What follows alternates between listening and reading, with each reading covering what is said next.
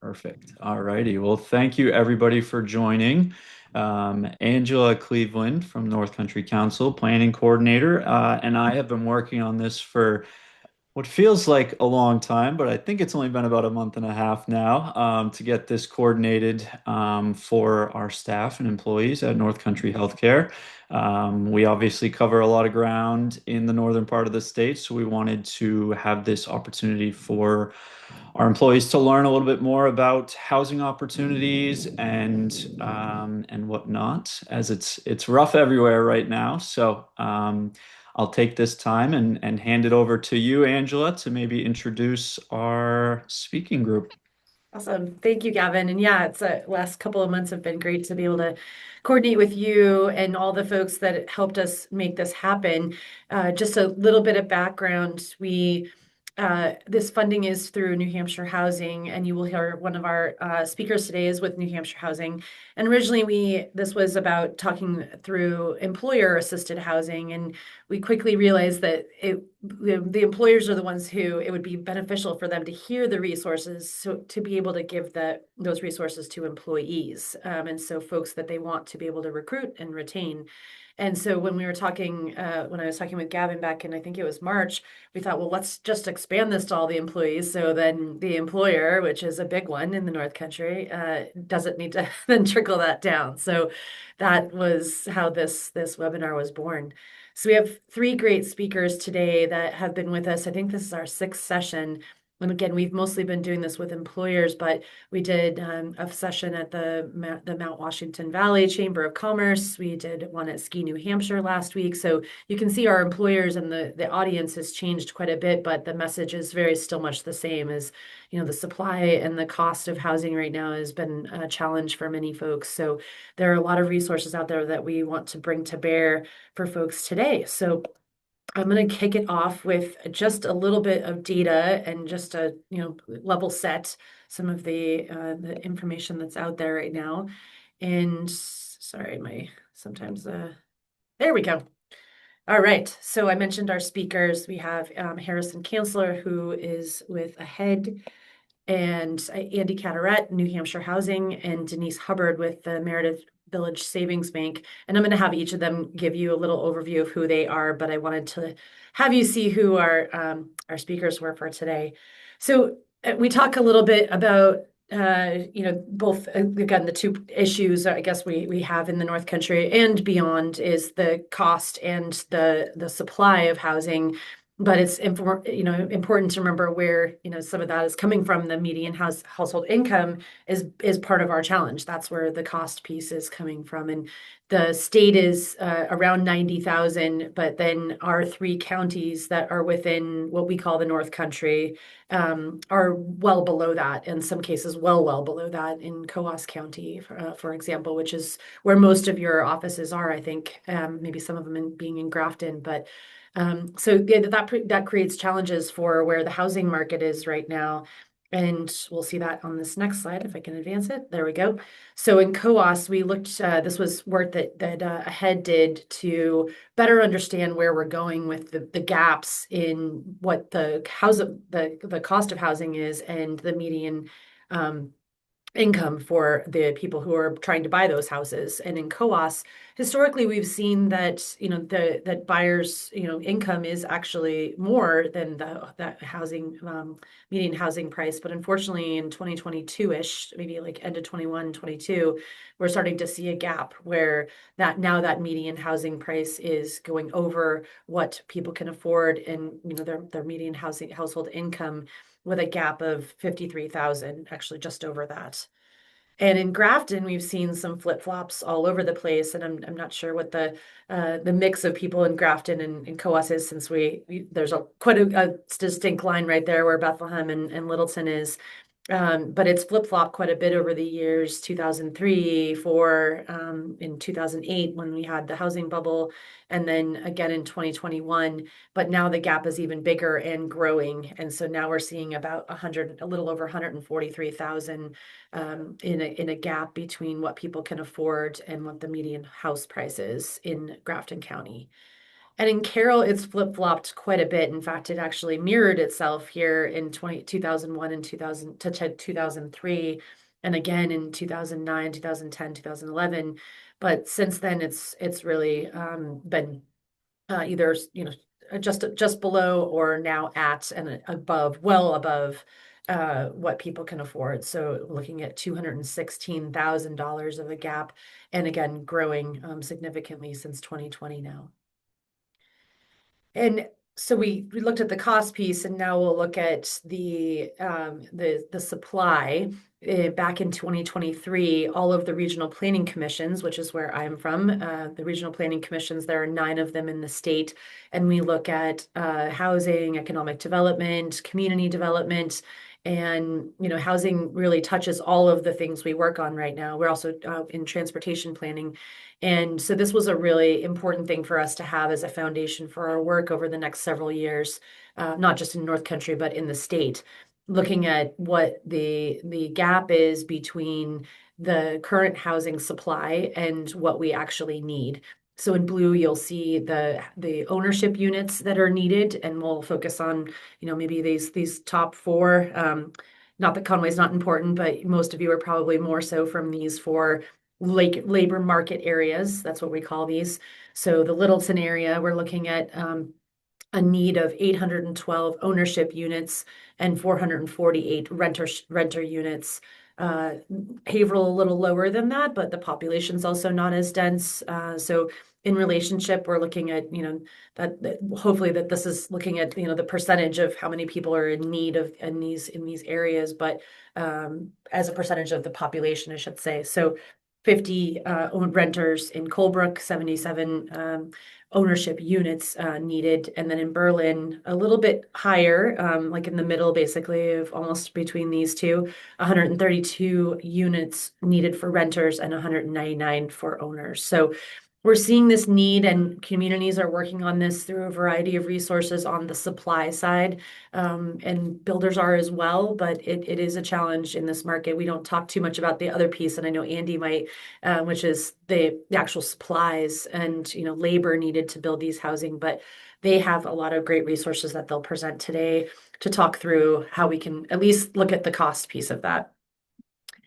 So we don't need to talk too much about this, but I do think it's important. And many of you may have experienced some of these things as you're either going into this job or in previous jobs. But job loss risk is a big thing, especially for renters who may not be in a stable situation. Maybe they're renting a house that is actually on the market right now, or it's rented out as an Airbnb sometimes during the year.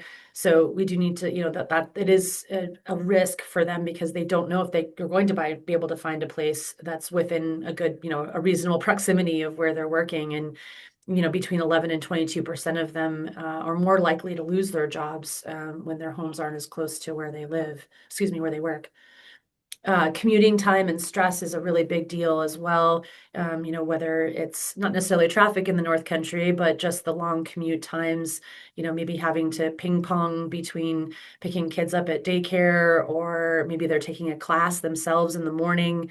But that does end up looking at some productivity time being lost. And then it really plays on physical and mental well-being as well. And again, not as much in the North Country, but maybe in some of our more denser communities, cramped spaces or noisy neighborhoods that they're dealing with, in order to be able to afford the house where they live right now, whether it's a rental or a home that they own. But these things tend to, really to play a large part in our physical and mental well-being and how we perform at work. And then the last piece is financial. Again, if people can't afford to live as close as they would like to their workplace, that does definitely increase in gas costs. And then we talked about the physical piece, but how that plays into them sitting for a long period of time to get to their job, stress in actually driving, especially in the winter or during, high wildlife migration areas. And then their overall job satisfaction and performance that is also a big piece that we need to think about in how the financial stress plays out in their everyday life and everyday work.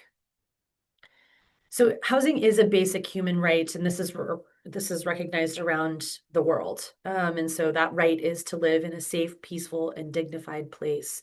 And all of our speakers today are helping to make that right a reality.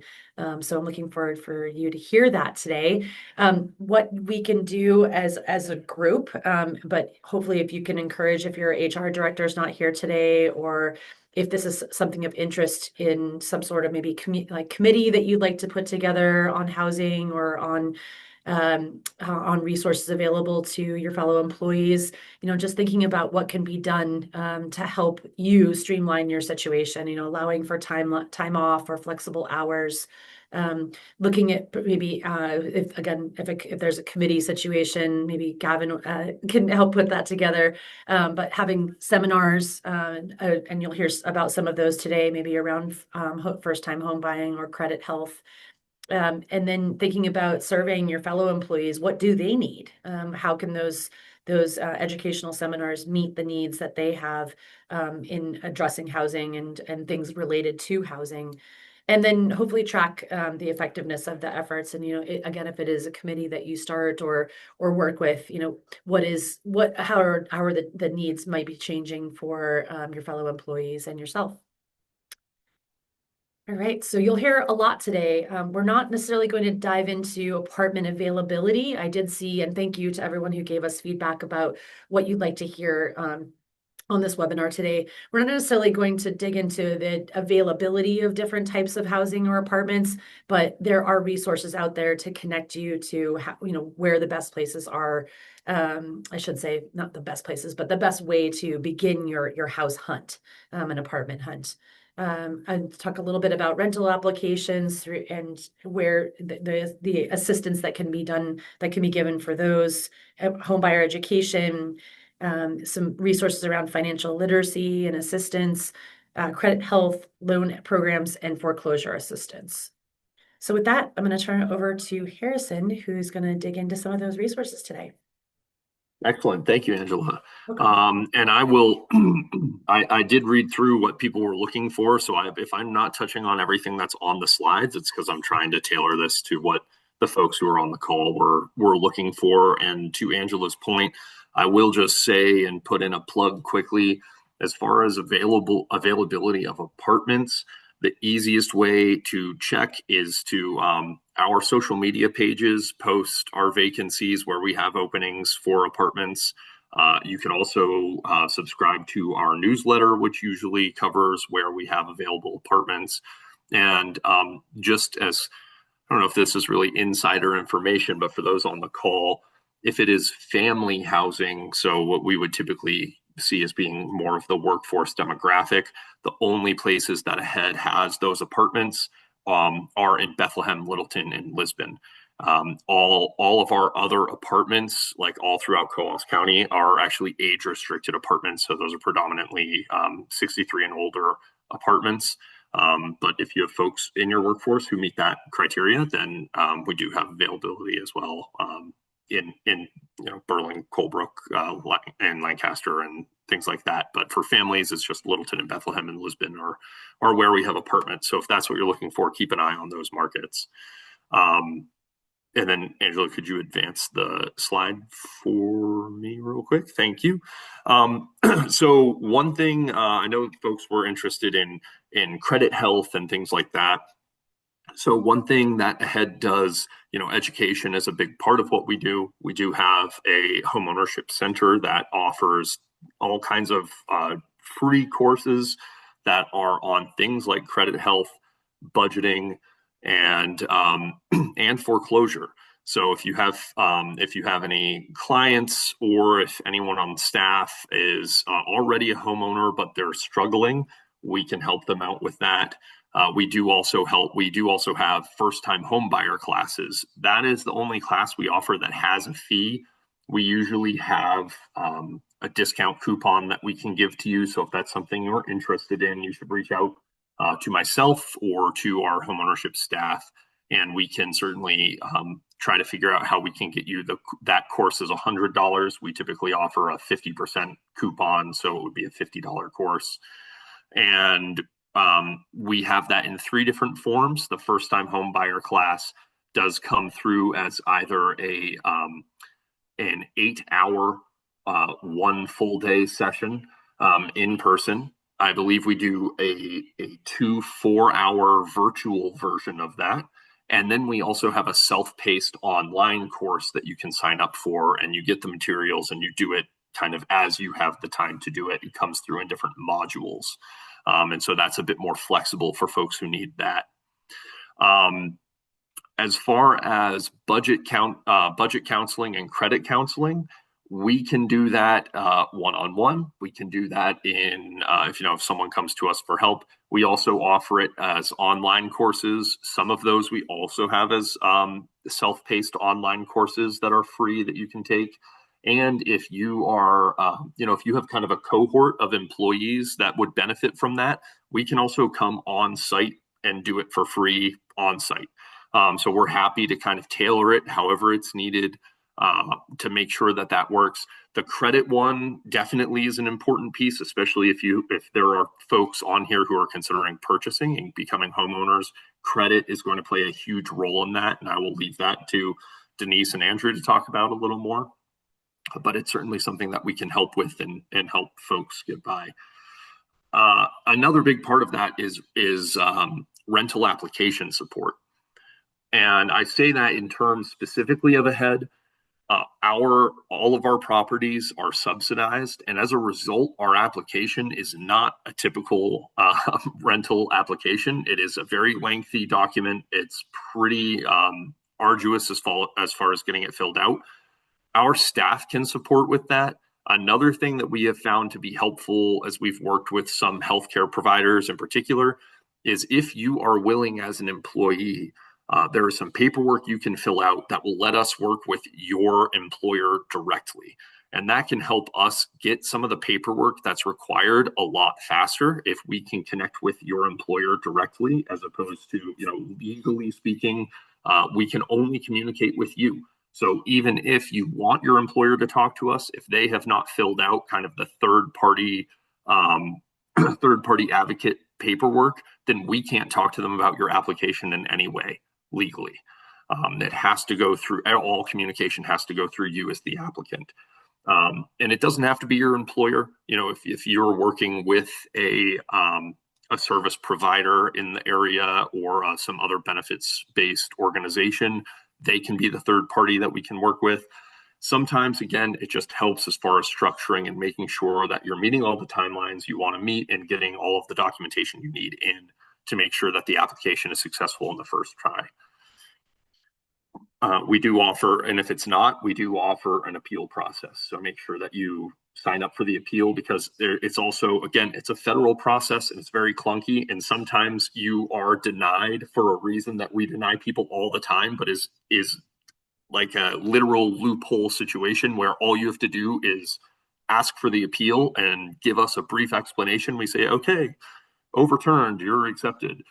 It's a very silly system, unfortunately, but we have to work within the confines of it. So a denial is not necessarily a denial. Sometimes it's just that we need clarification through an appeal process. So make sure you read all your documentations that you get. And that's why it can sometimes be helpful to have a second pair of eyes on it. We can help with, as far as apartment and home search, realtors don't love working on apartments. Sometimes you're on your own in that regard. But home search, certainly look for realtors. I would say part of the education process is knowing that you're probably going to want to get pre-qualified or pre-approved prior to really starting to look for a house. But for all of that, I would say if you're thinking about getting into home ownership, certainly take our course, because our course is also a prerequisite for some of the down payment assistance programs that we have. And I don't want to get ahead of myself, and I don't remember what's on the next slide. So Angela, will you advance it for me? And perfect. Okay. First bullet, down payment assistance programs. I thought I had the cadence down. So AHEAD does offer its own down payment assistance program. It's called Pathways to Home Ownership. And we have one in Coos County and one in Grafton County. The one for Coos County, it is a 5% down payment up to $15,000. And in Grafton County, it's also 5% down payment, but up to $20,000. So it actually goes a little bit higher. And that's both of those numbers are based on the median sale price of homes in those regions. And this is a proprietary program for people who are employed and want to buy a home in that area. So it is specifically for workforce. There are some income requirements. You have to make less as a household. You have to make less than 120% of the area median income. And we can certainly work with you to explain what that number is and whether or not your household meets that requirement. And given the group that we're talking to, I'll also let you know that actually there is overlap on those two programs in Littleton and Bethlehem. So if you are employed in Littleton or Bethlehem and you are looking to buy a house in Littleton or Bethlehem, you can actually access both the COAS and the Grafton monies. So you can actually get both of those down payment assistance, and you can stack it to get closer to a 10% down payment, which obviously would be very beneficial for you. We also work with Andrew at New Hampshire Housing, and our program can stack with the programs that they have. We can also help connect you with other down payment assistance programs. And when we structured ours, we made sure that they are able to stack with all of the other ones. Ours is also a grant. So after 5 years of owning and living in the home, it just disappears, right? There's no requirement to meet or pay back that money. So it's a pretty great program. We've helped over 20 households with it so far in the past year, and certainly willing to work with more. But again, we do serve all of Grafton County and all of Coos County. So if you're anywhere in there, if you're planning to live in there and you work in Grafton or Coos, come to us and we can certainly help you with that program. Another good thing to do, we've worked with a couple employers who, if you want to send them, if you are working for someone who says they want to be involved in housing and help stabilize housing for employees, as simple as putting down first month rent. It's a pretty quick and painless process, and it also is relatively inexpensive for an employer to help with that, depending on how many employees they're helping with it. But it's certainly something that we have worked with local employers to do, and we're happy to help structure that with you and your employer if that's something that they are willing to do. Something more like a housing stipend or a rent subsidy, a more prolonged process we have done in the past, and we're happy to help structure that as well if it's something that your employer is interested in doing. That can be a bit more of a legal process than just paying kind of a first month rent, but we are happy to do it, and we do have models for making that happen. So if you have a connection with your employer and you think that's something they're willing to do, certainly reach out to us. And again, we're always happy to come to the table and just walk through and kind of custom design what this would look like for you and your employer and us to all work together, making sure that we're stabilizing things for you guys is kind of our top priority. Advance the slide, please, Angela. And I'm done. So if you have any questions, feel free to reach out to us at Ahead, and we're happy to chat. All right. Thank you, Harrison. And thank you, Gavin and Angela. My name is Andy Catterett with New Hampshire Housing Finance Authority. I am the Senior Manager of Marketing and Outreach in our Home Ownership Division. You'll see here our slide about who New Hampshire Housing is. We do a lot in New Hampshire around housing and affordability. As Angela said, we had given a grant to her organization to help provide these classes. We're a pass-through for federal tax credits for the development of affordable housing. So that would be rental housing. We do policy and planning at New Hampshire Housing around housing. And we also administer about 5,000 housing choice vouchers around the state to help people with affordability on their rent. I am in the home ownership division, and that's where you hear people say, well, isn't there a first-time home buyer program? That's New Hampshire Housing. We're the ones that administers these specialized programs. You can see our mission is to promote, finance, and support housing solutions for the people of New Hampshire. If you want to advance that slide, please. So on the home ownership side is where I'm going to focus. one, if you're interested in home ownership, there's like really two paths you need to take. If you're not sure where you are, or if you feel that you have things you need to work on, one path is to work with an organization like Harrison's Ahead. That's where you go, you take the homebuyer education, work with a counselor, get yourself home ownership ready. If you're feel that you're ready to take the next step, your credits and score, your income, you have that all figured out. The next step is to talk to a lender. That would be the other path. Our programs are offered through what we call our approved lenders or participating lenders. If you go to our website, there's a whole list of lenders that offer our programs. Denise Hubbard, who's on this, is one of our approved lenders. And basically, we offer a wide range of products, and not to dig into too deep to these products because you're really going to talk to the lender to figure out which fits your need. I think just the big thing is be aware of big picture. We can do anything out there that a conventional lender can do. We just have some different tools in our toolbox to help make a home ownership more affordable. And Angela talked about, the price of land, the price of lumber, labor. We can't control that. So really what we have to offer is like good programs to help you get into housing. And I will say that since we're on Zoom, if anyone has any questions, I don't know if you guys raise your hands or if you type them in the chat, but would love to answer questions if you have them. So our maximum income limit, as you can see here, is 176.2 for the one that says flex, the one that says preferred, and then there's this home first. That home first category, that's really the first time home buyer program. That has different income limits depending on where you live in the community. And you may or may not need to be a first time home buyer depending on where you buy. So that's why you really want to talk to a lender to figure out which one of these programs best fits your need. And I'll say a first time home buyer is federally defined as someone who hasn't owned a house in the past 3 years. So if you haven't owned a house in the past 3 years, you can access all of our programs. If you have owned a house in the past 3 years, you can access the home for flex, the home preferred, and possibly the home first, depending on where you buy. Thank you. If you want to move that forward, please. So down payment was one of the questions that was on the list that we received from Angela. New Hampshire Housing's really the only trusted source in the state that can offer down payment assistance. That's one of the tools in the toolbox that we have.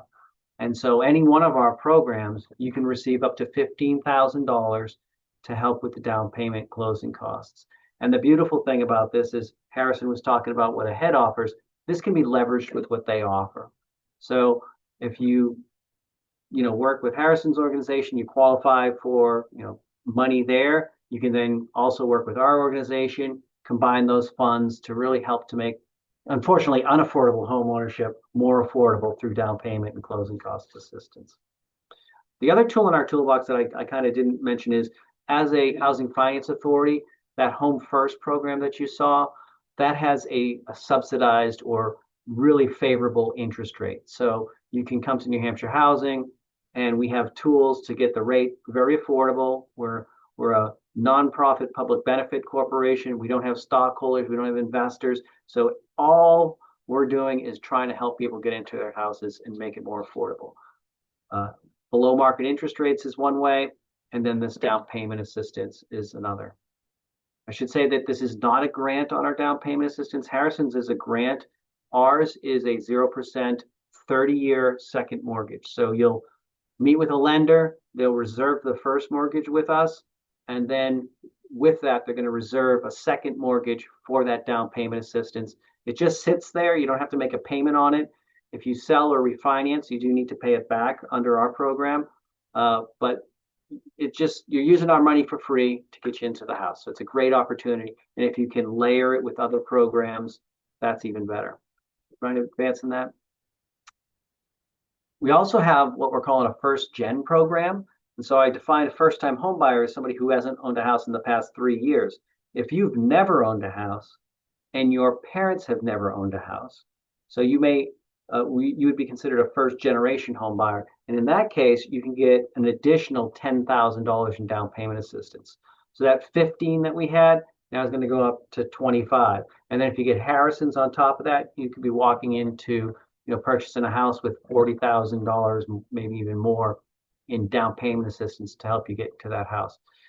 That's where it's important to work with an agency like AHEAD or one of our approved lenders who really knows how to pull these programs together. New Hampshire Housing is really just the money behind the program, and the programs are offered through our lending partners. And could you advance? I'm not sure what's next either. Oh, and I just wanted to highlight that Harrison is with AHEAD. Depending on where you live in the state, there's two other organizations that do very similar things. So Home Team kind of covers from Laconia south, southern part of New Hampshire. And then the Housing Partnership is out on the seacoast. And then AHEAD would be Plymouth North type of area. And welcome questions if anybody has them. Oh yeah, and you go to our website, you can sign up for the classes there, what Harrison has, all other classes from the other organizations. You can look at our programs. You can find a list of all the lenders that offer New Hampshire housing. There's certainly a number of lenders in your communities that offer New Hampshire housing, and we're really here to help. So thank you.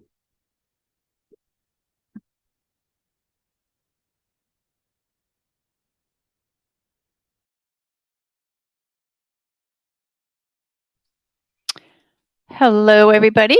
My name is Denise Hubbard. I am with Meredith Village Savings Bank. I've been here for 16 years. We are a mutual savings bank, which basically means we do not have stockholders. So any profits that we make, rather than putting it back to stockholders, goes back into our local communities. And I've been involved with mortgage lending for about 40 years and partnering with New Hampshire Housing for about 30 of those. So I've spent a good part of my career working with affordable housing type loans and first-time buyers. And I go ahead, Angela, and advance that slide. So again, just piggybacking on what Andy had to say about first-time home buyers, and again, where it gets important is just in some of these programs. And I think we throw the term first time buyer around a lot, but it doesn't necessarily mean you have to have never owned a home. You basically, for some of the programs, as long as you haven't owned a home in the past 3 years, you still qualify. If you have owned a home in the past 3 years and sell it to purchase a new home, as Andy mentioned, the Home First product, which gives us the lowest rates. There are targeted communities where you don't have to worry if you've owned a home. And basically, for your region in Coos County, the targeted communities are Berlin, Lancaster, and Wakefield, and Grafton County is Littleton. So if you purchase in any of those communities, even if you don't owned a home previously, you'd still qualify for those great low rates that are offered through the Home First program. Next slide. So there are all kinds of programs out there. And so that's, which helps our cause because, there's so many different kinds of borrowers, so many different kinds of properties, and so many different needs depending on each individual situation. So we do have lots of options for folks in terms of the types of programs. Conventional loans are just your plain Jane vanilla 30-year, typically fixed rate that a lender would work with either Fannie Mae or Freddie Mac. And then some of the other options, which have been quite popular in the past few years, just because of some of the challenges we've been seeing with COVID and the economy, we have some of the government programs. And the first one is FHA. That is a program that only requires a 3.5% down payment. FHA is also a little bit more lenient in terms of credit history, debt to income, which is when we look at what is your overall debt, obligation in relation to your income. There's also the VA program, which is available to most veterans, and that does not require any down payment. So that is where a veteran can borrow up to 100% of the property value. And then we also have another 100% option, which is through the USDA, called Rural Development. There are 2 different tracks on that. The first is their guaranteed loan, which is where you would work with a lender, and the other option is more for lower income borrowers, and that's the direct program, where you would work either directly with rural development or some of the home buyer counseling agencies like Ahead or some of the others package loans for USDA direct. I'm not certain, and maybe Harrison, you can chime in on the funding situation for direct right now. Last I knew, there wasn't any money available or very limited amount of funds. So that may or may not be an option at the moment, but the guaranteed program, we definitely have funds available for that. And again, that's basically 100% financing program. I believe because of the continuing resolutions and everything, as opposed to a firm budget, there is extremely limited funds for those programs right now. That's what I we thought. are on a full year budget and it is funded. Thanks. I thought that was the case. So the good news is, even if you did say a USDA loan and it was 100% financing, we could still access even though they're called down payment assistance, if you're doing a loan that has no down payment, we can still access those funds for you to use for your closing costs. So if you're doing a USDA or a VA loan, you could potentially also get some of that additional assistance to help with your closing costs, which, really then your amount of money that you need to come up with is much less than some of the other conventional type products. And we've talked about the cash assistance. That is just an amazing tool in our toolbox one of the biggest challenges we're seeing for many, many borrowers is the challenge of trying to save money.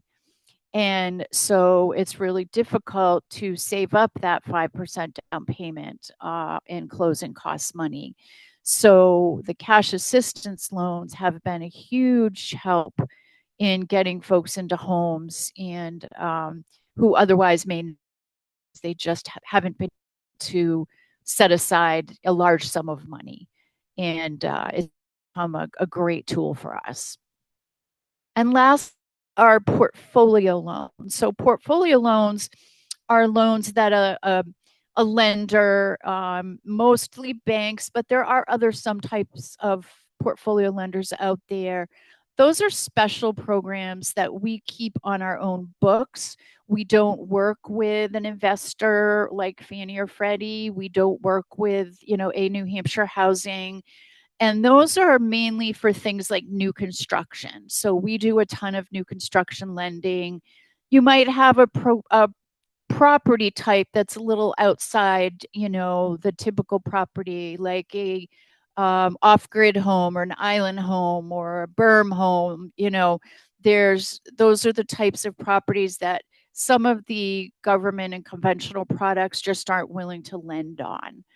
The other product that recently has gotten some attention, and there's a lot of discussion both in Concord and at the town levels about accessory dwelling units as hopefully as one of the solutions to our housing, situation and challenge here in New Hampshire. And that's where someone can put a separate unit, whether it's a detached unit or a unit that is attached to their current home, and then possibly rent it out, or maybe a family member could live there. And so that requires a special type of financing. And so some lenders, us included, have recently put together special programs for that type of loan. And so if you could advance it, Angela. So one of the important things to know when you do start down this road, home ownership and, getting into home ownership is a big process. It's a big responsibility. And so it's really, really important to educate yourself. And that's where, you know, the partners that we use, like New Hampshire Housing and Ahead, you know, provide some of those tools. And a big one is homebuyer education. I always recommend when I'm talking with a first time buyer that they take advantage of one of the first time buyer programs, because it really just really arms you with information. And so it's a little bit less, you know, daunting when you do sit down with a lender. You know, for many reasons, you know, we have a lot of federal regulations we have to follow when we do loans. And so there's really a lot of things that we have to look at when we, you know, meet with someone about getting a mortgage. And so these are just some of the things to be aware of, that when you or one of your employees, you know, come in to see us, these are the things we're going to be looking at. So obviously credit is very important. And although, you know, credit scores can range anywhere from 300 to 850, I don't think I've ever in my career seen an 850 credit score. I don't think it exists, but I'm sure someone out there has one. But in order to qualify for most of these programs, you really do have to have a score of 620 or higher. And what we do is we actually pull all three scores from Equifax, TransUnion, and Experian. And if there's two borrowers, we always are going to look at, you know, you're going to have a high, a low, and a middle score. We're going to look at your middle score, and whoever has the lowest middle score, that's the score that we're going to need to use for qualifying. And that currently is a 620 for most of the programs or higher. And obviously, the higher your score, you know, the stronger application picture you have, you know. And when we're working with someone, it's really like, you know, putting together your story and looking at your whole, you know, overall picture in terms of, you know, how much of a risk is any given borrower to a lender. And credit is important because how you've paid your bills in the past is a strong indication of how you'll pay them in the future. And that's why, you know, many people have challenged credit. It's not, you know, everybody has a bump in the road, and everybody's got a different story. But that's where, you know, agencies like Ahead are there to help people to kind of right the ship. And, you know, they will work with someone to, you know, if there's, you know, accounts out there that need to be paid off, or maybe you need to set up a payment arrangement, they're going to work with folks to kind of get them back on track so that they are mortgage ready when they come in to see a lender. And I can't stress that enough. Is to a lot of people just kind of put their head in the sand and just don't know how they're ever going to get out of it. But that's where all of these folks are here to help people to move forward and hopefully get to that point of homeownership. Capacity is just how we look at, again, how much can you afford each month? And, you know, your mortgage payment is going to be made up of your base payment on your mortgage, your taxes, your real estate taxes, your homeowner's insurance, and mortgage insurance if you're putting less than 20% down. So we're going to look at that number, and then we're going to add all of your other debt payments, car loans, you know, student loans, credit cards, and then we're going to look at what that number is when we divide it into your gross income. And so there are certain standards for each program as to how high we can go. And so, you know, maintaining a reasonable amount of debt in relation to your income is really important. And I know one of the things that we've really kind of seen some challenges with lately are the student loans. Lots and lots of people have student loans, and those student loans have recently gone back into repayment. And so we really have to look at those, and we have to use what those new payments look like. And so that is becoming a challenge for some folks. So just understand that we do have to look at that. And even if they're in deferment, we still have to calculate a payment for those loans, for those student loans. We talked about the down payment piece already and the different programs and what the down payment requirements are. And last of all, we look at the loan, the property itself. We want to, for many of these programs, they want to just make sure that people are getting into decent, safe, and sanitary housing, and that, 6 months after you buy your house, you're not going to have to replace your roof, or hopefully you don't have to, have a major repair issue.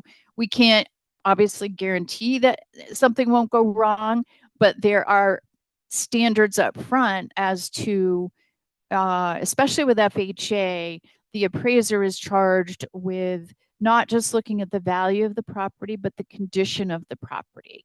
And they're going to report back to us things like peeling paint, the roof, the electric, the plumbing, just to make sure that, everything is in decent working order. And the other thing that's not specifically mentioned on here, but I like to typically cover, is employment history. So right now, for most of these programs, we do need to see a full 2-year history of employment with no major gaps. Doesn't mean you have to have been on the current job for 2 years, or even in the same position. We just need to show that there's a consistent employment history. And I get tons of questions on employment. So, if you have questions on that, you could reach out to a lender or to, a home buyer agency like Ahead, and they'll kind of work with you on that. But typically we're looking at that 2 years. What does it look like? Are there any major gaps? And if there are gaps, we do look for an explanation. So that's just kind of a quick look at the types of thing that a lender is going to be looking for from you when you do come in to inquire about getting a mortgage.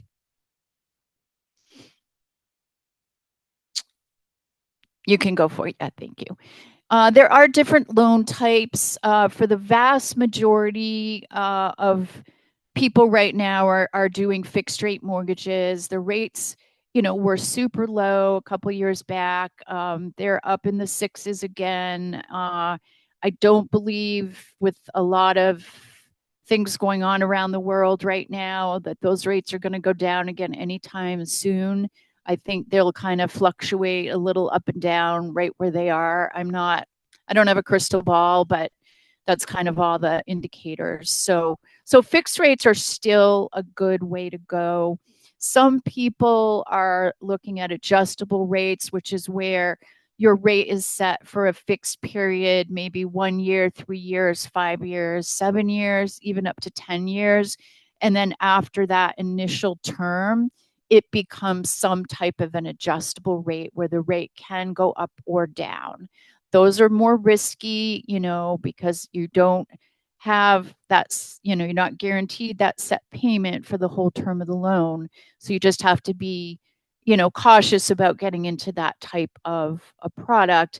And your lender is going to, look at that when they qualify you to make sure that it's, an appropriate program for you to go into. And I think that was everything. Again, it's a big process. It takes a village, and we work closely with our partners so that we are sure that people are, going to be in a good place to be, hopefully homeowners for a long time. And we're lucky that we have so many great partners and so many tools in our toolbox.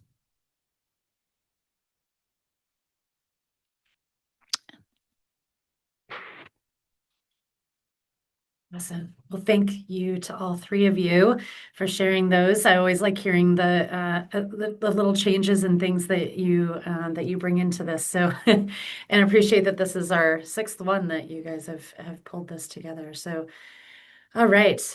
So just a quick recap, and I know that some of this they might be more relevant to people in management positions, but even as an employee who may be able to develop a committee, or ask your supervisor or the HR person, work with Gavin to how to integrate some of these resources so that both they're on your radar on a regular basis, but also for your fellow employees at North Country Healthcare. So encouraging, some of this information to be part of HR packets or putting it on bulletin boards. I will have a flyer that I'm sending out to Gavin with the recording here that also has some resources that you can put on bulletin boards in your office with all of these resources you heard about today. So there's a QR code for each of those. Being able to ask for time off or flexibility in your work, if it's possible to do remote work. I'm not sure all healthcare folks can actually do that, but if you're in a position to be able to do that, as you're looking for housing or changing housing, that's an important benefit. And then thinking about some seminars, if there's something in particular, and we mentioned credit health, that was one of the ones that we saw on your feedback about what you wanted to hear for today, but also first time home buying or how to find a place working, I'm trying to think of some of the foreclosure assistance. There might be some assistance on that as well. And then, talk to your fellow employees, what do they want to hear about and what's going to help them to both retain or find their next new home. And if there's any technical assistance or revolving loan programs that your employers may have opportunities or something that they might want to consider to develop as well. And then, think about how effective these things are for you all. If there's more opportunity for us to do either virtual sessions through HEAD or through us, through North Country Council or through New Hampshire Housing, think about what we could do to make sure that we're keeping on your radar and helping you find that next house or to retain your existing house. And with that, here is our contact information for the 3 speakers today. And we'll open it up to some questions. If folks have those, I'm going to stop sharing. There we go. And feel free to come off mute if you'd like. I don't think there's that many of us. I think there's 11, 12. So, or you can raise your hand if you'd like. Any questions? Wow, I think that's a first. If you do have questions afterward, though, feel free to either reach out to Gavin or now you have my email as well, because I sent you the meeting invite or the calendar invite for today. But I will send the recording. And actually, I will stop that right now. I will send the recording out.